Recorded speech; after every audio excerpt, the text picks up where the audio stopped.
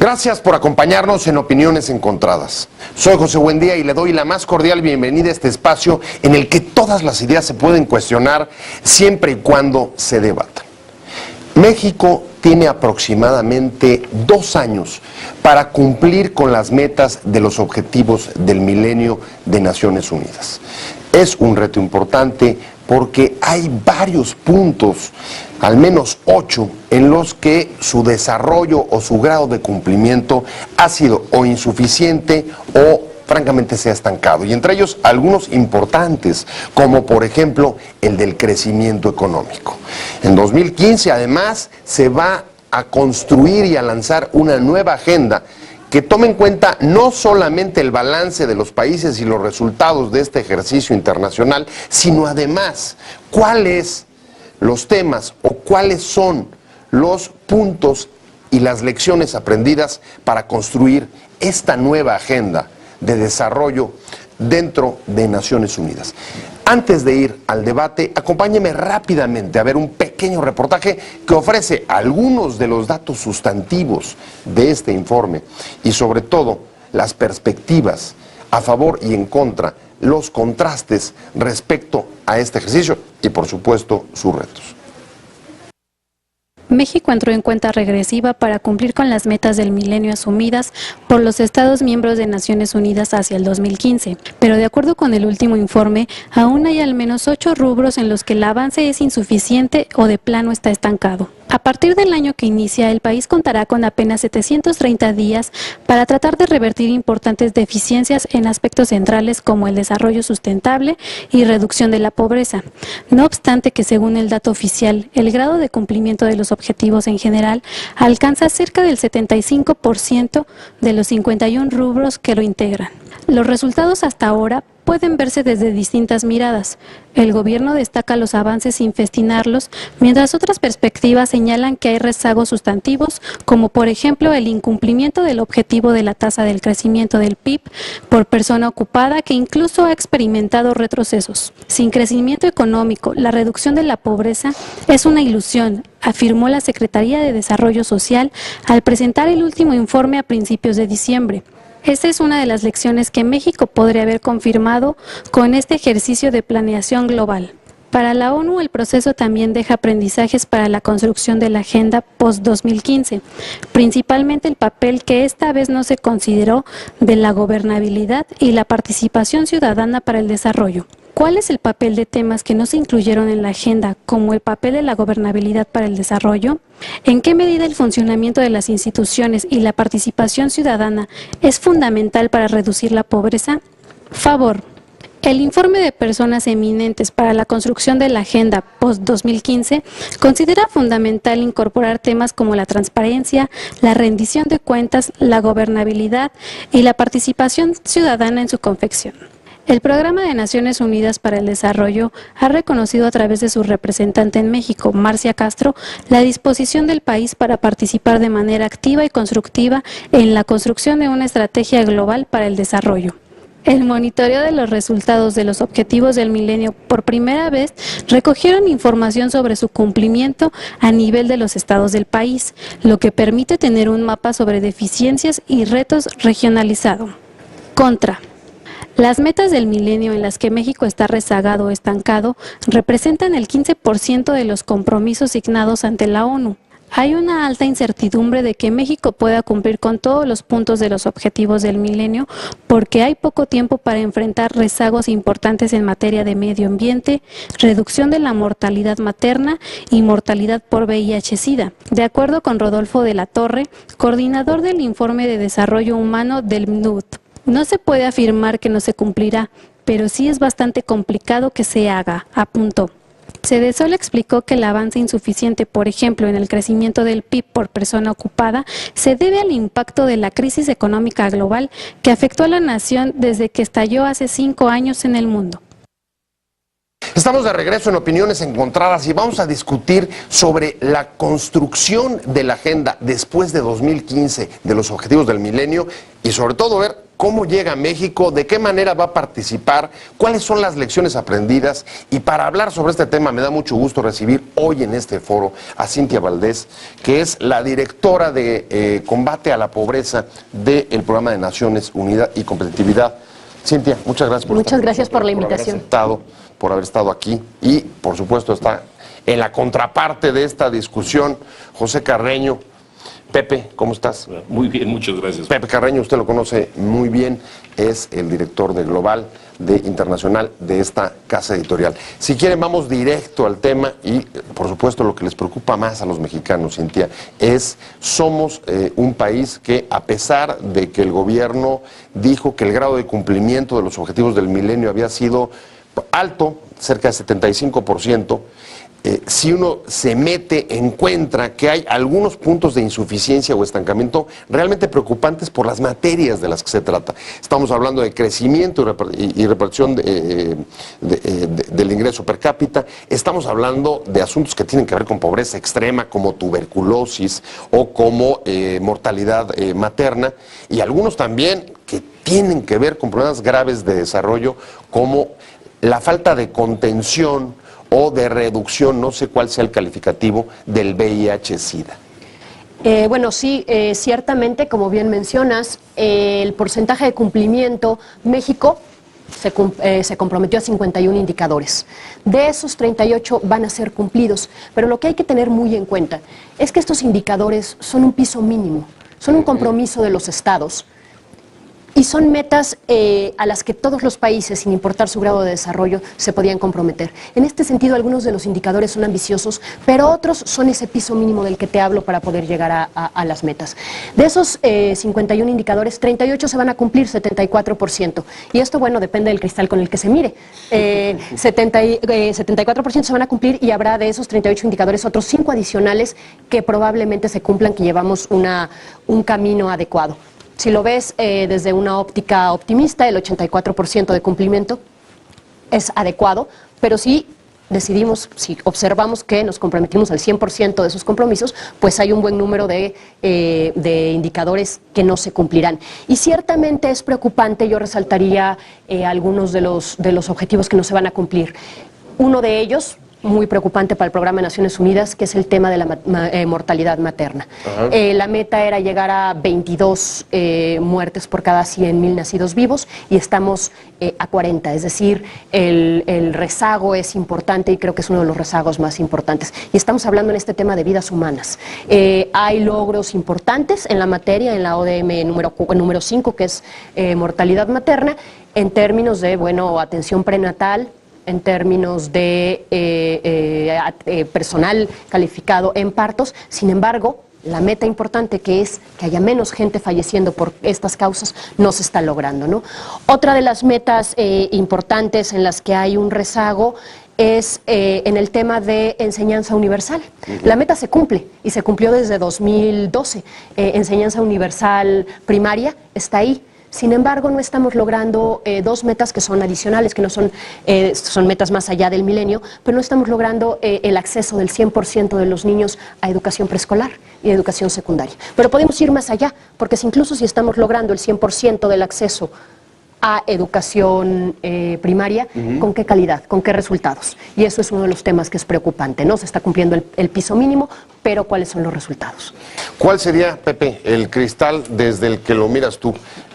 ¿Destacar el grado de cumplimiento de los compromisos o, como también ha señalado Cintia, detener tu mirada, digamos, en los enormes pendientes que tenemos y que además tenemos 2 años para cumplirlos? Por aquí Cintia traía los días exactos, 700 y pico. 743 días. Es importante decir, no tengo ningún problema con los puntos que dice Cintia, sin embargo, yo debo decir, son metas, metas, es decir, tienen que ser metas flexibles, tienen que haber, porque hay muchas variables en el camino. Esto es, tú puedes decir, vamos a tener un crecimiento de 5% anual el próximo año, pero en un país como México, que tiene una economía muy globalizada, eso dependerá también de si la economía internacional está funcionando bien y está funcionando, vamos, de una manera óptima. En términos de problemas internos, los problemas domésticos, sabemos muy bien cuáles son los problemas domésticos. Esto es, podemos decir, Oaxaca va a cumplir con sus metas del milenio, y entonces, si no va a cumplir con sus metas del milenio, ¿a quién vamos a culpar? ¿Vamos a culpar al gobierno de Oaxaca o a la coordinadora de trabajadores de la educación que está sujeta en Oaxaca?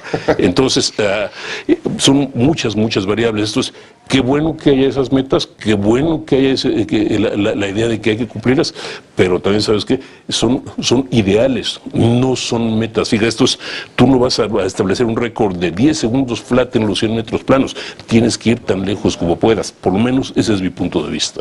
Retomo lo que pone Pepe en la mesa siguiente, que me parece muy pertinente. Desde luego son los estados los que se comprometen con estos pisos mínimos o con estas metas, pero detrás de ellos, en el caso mexicano, lo sabemos, hay una enorme diversidad de situaciones y de circunstancias dentro de los distintos estados.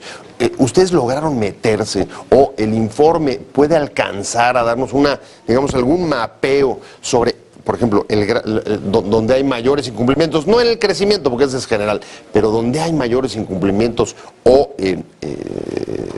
puntos de estancamiento en los estados? ¿Y cómo es? ¿Nos puedes describir un poco eso? Mira, fíjate, una de las ventajas del informe que se presentó el pasado 6 de diciembre, el informe de seguimiento al avance de los Objetivos de Desarrollo del Milenio, este informe se desprende de los trabajos de un comité técnico en el que han participado distintas dependencias del gobierno federal, encabezadas por la Presidencia de la República, y en la que PNUD tuvo un acompañamiento en carácter técnico. Y este informe tiene una innovación que yo en lo particular no conozco que se haya hecho en ningún otro país del mundo en seguimiento de los ODMs. A lo mejor lo existe, pero no es un tema común, y es que hace un análisis a nivel de los estados, no de los 51 indicadores, porque es difícil tener la información en esa desagregación, pero sí de 31 de los indicadores. Y esto es muy interesante porque entonces te refiere que hay metas que a lo mejor no se cumplieron en el ámbito nacional, pero se cumplen en algunos estados. Okay. Y viceversa, hay metas que están cumplidas sobradamente en el ámbito nacional, pero que hay estados en los que todavía hay rezagos. Para Naciones Unidas y para PNUD y para los actores que tienen que tomar medidas en esto, creo que esta es una información muy relevante, porque con recursos escasos te permite focalizar las acciones. Y vamos a poner, por ejemplo, el caso al que hacía referencia yo, de mortalidad materna. No necesariamente se cumplió la meta en el ámbito nacional, estamos lejos de cumplirla, pero hay una serie de estados que están cerca de cumplirla. Están la meta era de 22, están en 23, 26 estados, sobre todo del norte del país, que están cerca de cumplirla. Hay, sin embargo, estados cuya tasa de mortalidad está arriba de 50. O sea, mucho más elevado del promedio nacional. Okay. En este sentido, cuando tú como tomador de decisiones o PNUD acompañando a estos estados en iniciativas particulares para atender alguna meta, tienes la posibilidad de decisión de dónde se focalizan y cuáles son las metas especiales a las que se tiene que poner atención en cada ámbito territorial. Pues qué interesante, Pepe. La verdad es que yo creo que es muy productivo poder tener no solamente, digamos, la fotografía general, sino la de los estados. ¿Dónde te imaginas tú que están los principales rezagos? Ahorita lo vamos a contrastar con los datos que trae Cintia. Para mí, a reserva de datos, yo diría que serían los estados, sobre todo el sur-sureste, esto es Chiapas, Oaxaca, Guerrero, tal vez Michoacán, en alguna medida Tabasco, quizás no por otra razón, sino porque son los que tradicionalmente están más atrasados, porque tradicionalmente son los más atrasados, muy especialmente Chiapas, Oaxaca, Guerrero, que son estados muy difíciles, tanto por orografía como por sociedad, como por, geopolíticamente son tremendamente complicados. Si no es un accidente que Oaxaca y Chiapas tengan el mayor número de municipios del país, no es accidente que toda esa franja, Michoacán, Guerrero, Oaxaca, Chiapas, sean también por un lado los más políticamente calientes, pero también los más económicamente atrasados.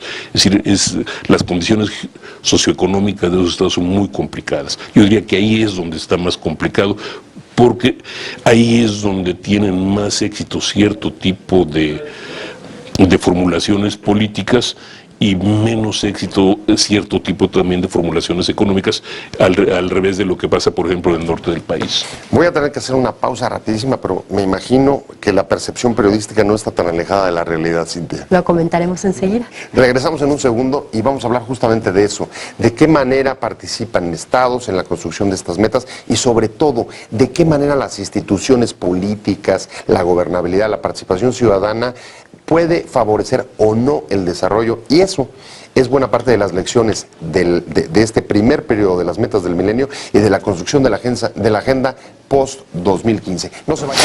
Estamos de regreso en Opiniones Encontradas y estamos discutiendo sobre lo que tiene todavía que hacer México para cumplir con los objetivos del milenio en 2 años y sobre todo, ¿qué viene después? ¿Cuáles son los factores que pueden ayudar o no? Y si se han tomado en cuenta o no para el desarrollo. Estamos discutiendo con Cintia Valdés, directora del Programa de Reducción de Pobreza y Competitividad de Naciones Unidas, y con José Carreño, el director global de esta casa. Cintia, nos quedamos en los estados y me parece fundamental porque son uno de los piezas que siempre se señalan como las más vulnerables en términos de desarrollo, pero también en términos políticos, de institucionalidad, de rendición de cuentas, de transparencia, en fin, digamos, donde están los mayores rezagos. ¿Cómo participan los estados en la construcción o no de estas metas? Y luego, la otra es cómo las instituciones deben de transformarse para que los rezagos no se conviertan en una situación permanente. Platicábamos justamente de el cumplimiento de las metas en el ámbito nacional y decíamos que puede ser positivo el análisis cuando 80 y tantos % de las metas serán cumplidas, pero que esto se vuelve un poco más heterogéneo cuando uno analiza la realidad de los estados. Y te pongo el ejemplo de 2 metas muy concretas. La primera de ellos, la meta número 3, que es reducir la mortalidad de los niños. Es una meta que no se ha cumplido, pero que en los datos de 2011 nos ponían muy cerca del cumplimiento. La meta es 13.1 y estábamos en 16.7 más o menos. Pareciera que dada la forma en la que se ha movido este indicador, se cumplirá de sobra. Cuando tú vas al análisis de los estados, entonces las diferencias son importantes. Y tienes estados, hablábamos de que probablemente se concentraría en el sur los mayores rezagos. Sí, pero no únicamente. Hay un par de estados en el norte del país en los que todavía la tasa está lejos de cumplirse. ¿Cuáles? Serían Chihuahua y sería Baja California Norte, sobre todo Chihuahua, que tiene una tasa superior a 18.4, y no tengo el dato exacto, pero Baja California Norte está entre 16.3 y 18.4, lo cual nos pone por encima del promedio nacional. Son 2 estados en donde no esperarías ver estos números, sobre todo Baja California, quizá en Chihuahua, por las condiciones geográficas lo esperarías más, ¿no? Pero lo que quiero decir con esto es que la distribución no es necesariamente como esperarías y que la política pública importa. Claro. Las prioridades de la política pública importan. En ese sentido, creemos que, aunque son 2 años, hay algunos temas en los que se puede trabajar y que el Programa de Naciones Unidas está buscando trabajar directamente con los estados, porque existe y se ha implementado en algunos países del mundo hace un par de años mecanismos conocidos como los marcos de aceleración del milenio. Muchas veces la estadística no te cuenta la historia particular del lugar, te da el número, pero no sabes qué es lo que está sucediendo. No hay narrativas. No hay narrativas, no hay una contextualización del número, de la cifra fría, dura. Los marcos de aceleración del milenio se han puesto en marcha, se pusieron primero en marcha en 10 países y ahora están corriendo en 44 países. ¿Qué es lo que se hace? Se identifican metas en territorios específicos, metas específicas en territorios específicos donde el rezago es importante. ¿Qué es lo que se hace? Con una serie de actores, Naciones Unidas, el propio Estado, actores municipales, pero también actores de la sociedad civil y actores del sector privado, se sientan en una mesa a identificar si lo que pasa es que entre la clínica y el lugar donde están falleciendo las mujeres, por ponerte un ejemplo, hay una barranca, o si hay factores culturales que te impiden el cumplimiento de la meta, más allá de la política pública que pareciera estar bien implementada. Y entonces lo que se hace es, en un diálogo con actores muy diversos, se identifican los obstáculos, pero se identifican también los caminos. Se trazan planes de acción en el ámbito local. Y el éxito de estos planes de implementación, de estos marcos de aceleración del milenio, ha sido muy importante. En Colombia, por ejemplo... ¿Cuándo empezaron a implementar estos aceleradores? En 2010 se diseñaron y ha variado en distintos países. Por ejemplo, Colombia tuvo en 2002 el inicio de algunos marcos de aceleración. Y te decía, en Colombia, en tema de mortalidad materna, el avance ha sido, en algunos territorios muy precisos, ha sido importante. En Brasil, por ejemplo, este año arrancaron con marcos de aceleración en los que participan industrias privadas, no lo pensarías, pero Petrobras va a participar en algunos de estos marcos de aceleración. Industria privada que con recursos, pero con la identificación local de las necesidades, impulsan metas concretas en territorios particulares y obviamente con la asesoría de Naciones Unidas, ¿no? Ahí hay dos temas que llaman la atención, Pepe. Cintia dice, estados que no pensarías que deberían de tener ciertos rezagos, como Chihuahua y como Baja California del Norte, que a la vez son estados con graves problemas de violencia, inseguridad, de crisis de la industria maquiladora en la frontera y además, digamos que derivado de la propia ruptura de la convivencia, una menor participación, un mayor alejamiento de, me imagino que fenómenos como los que Cintia comentaba de los aceleradores. ¿Qué tiene que ver la política aquí, Pepe? ¿Cómo las políticas públicas pueden funcionar? ¿Y por qué hasta ahora, incluso a nivel de Naciones Unidas, no se han tomado en cuenta? Bueno, es una pregunta, esa parte de la pregunta es probablemente para Cintia. Ahorita la vamos a devolver, pero así necesitamos el debate. Pero aquí lo que yo veo aquí es obviamente que hay un problema de política pública en cuanto que el gobierno o bien no ha querido o bien no ha podido tomar las decisiones conducentes. Esto es, es obvio que si eres el gobierno tienes que tomar las decisiones necesarias para aplicar, no necesariamente los aceleradores, es decir, tienes problemas en Chihuahua o en Baja California Norte, pues ¿sabes qué? Tienes que aplicar los correctivos. Tienes problemas de seguridad, pues toma las medidas necesarias para tener seguridad. Tienen problemas de salubridad, toma las medidas necesarias para la salubridad, ¿no? Esto es, obviamente no hay una varita mágica, no es de un día para el otro, pero la verdad, hasta donde yo sé, en los últimos 3, 4 años, lo único que hicieron fue apilar cuerpos con uniforme en Chihuahua y en Baja California, ¿no? Con un resultado más o menos mixto, con mejores o peores resultados, pero no eliminaron los problemas de origen. Y es lo mismo que está ocurriendo en los estados del sureste, que es mucho más, que el problema es mucho más tradicional, si se quiere decir de esa forma, mucho más profundo. Esto es, tú no puedes llegar a sociedades tan atrasadas como las del sureste, donde todavía las tribus y los clanes tienen mucho que ver, a simplemente imponer soluciones sin considerar las culturas locales. Y esas culturas locales necesitan mucho tiempo de trabajo para convencerlas. Tú no puedes llegar valga la expresión, a Monterrey y decirle a Lorenzo Zambrano, oye, necesitamos que ayudes con políticas sociales en Guerrero, y Lorenzo Zambrano te va a decir, bueno, sí, pero ¿y yo qué tengo que hacer en Guerrero? ¿No? Pero o a lo mejor se ayuda, no lo sé. Claro, pero sí en su estado. Pero sí en su estado. Lecciones aprendidas, Cintia. Déjame antes que nada hacer una precisión. Claro. La cifra que mencionaba para estos dos estados del norte es concretamente de mortalidad de niños menores de 5 años. El escenario es distinto para cada una de las metas. Y entonces estos estados están teniendo un desempeño muy adecuado, por ejemplo, en mortalidad materna. Okay. Entonces era simplemente un ejemplo para contextualizar. O sea, hay especificidades dentro de cada una de las metas. Así es. Pero hay un tema que empieza a ser cada vez más recurrente. Los primeros que empezaron a sacarlo además fueron las instituciones financieras, Banco Mundial, sobre transparencia, rendición de cuentas, la necesidad de que haya una adecuada institucionalidad y gobernabilidad. ¿Qué lecciones deja a la propia Naciones Unidas este proceso, Cintia, dado que algunos de estos factores no habían sido, hasta donde entiendo, incorporados dentro de la construcción de las metas del milenio? Yo creo que las lecciones aprendidas son, por el lado positivo, el tema del poder movilizador de un compromiso global.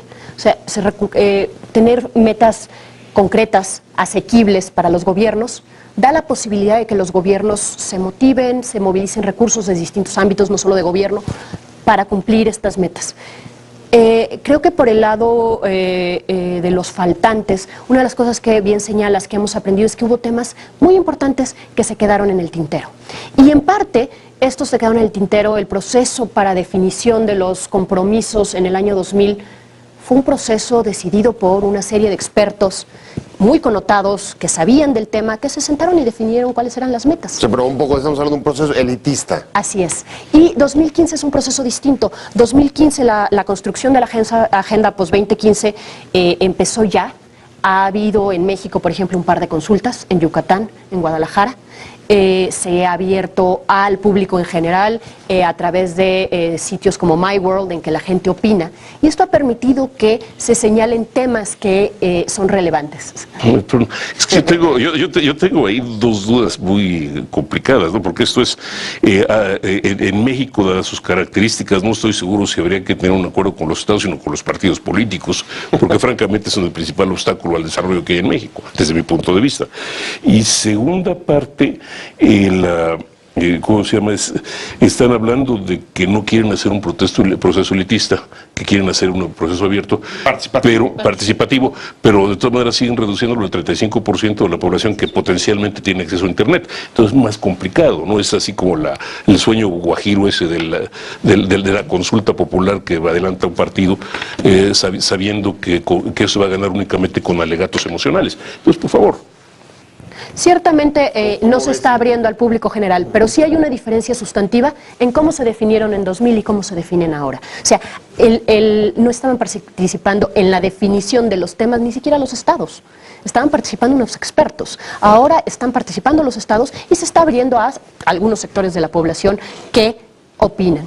Y en este sentido, hay dos temas que en las consultas en México han resultado como muy relevantes y que claramente se dejaron fuera anteriormente. Uno de ellos es migración y otro de ellos es pueblos indígenas. Porque no mencioné los datos, pero vale la pena señalar que además de la diversidad o heterogeneidad en el cumplimiento, digamos, territorial de las metas, también hay la diferencia entre grupos vulnerables, ¿no? No es lo mismo la pobreza, la incidencia de la pobreza en la población en general que en grupos particulares como pueblos indígenas o mujeres jefas de familia o grupos particulares. Entonces, creo que el que se haya incluido ya, por ejemplo, temas como pueblos indígenas en la discusión al interior del país y que esto pueda ser llevado a las negociaciones de la agenda más allá, creo que es un tema importante. Y otro que mencionabas tú es el tema de la gobernabilidad, que es un tema importante en sí mismo, pero también porque de él depende el cumplimiento de los otros temas. Es decir, si no tienes transparencia, si no tienes rendición de cuentas, si la eficacia en el uso de los recursos no es tal,